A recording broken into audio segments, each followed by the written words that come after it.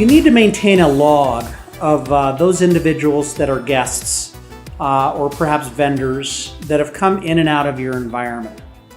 Now, there's two places that this log needs to reside. This log needs to reside as somebody walks into your facility. And then we also need to see this as we go into your data center or into those sensitive areas. The PCI DSS is pretty specific about the information that you're required to retain and how long you're required to retain it for. This information includes the individual's name, the firm they represent, and who has authorized them to come into that facility.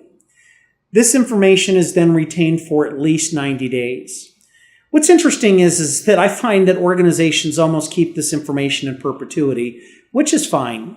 But effectively, where they do fail this particular control, there's kind of a couple of areas. First is they don't have the necessary information on the login sheet going into the facility. They might have the date, they might have the year, they might have what they're there for. However, what they do not have is the necessary points of information, which is the name of the person, the firm they represent, and who authorized their entry. Now, from an assessment perspective, we're looking for that in both places. If you're entering into the facility, and then into your sensitive areas, and we're looking to see that you've had 90 days worth of that information.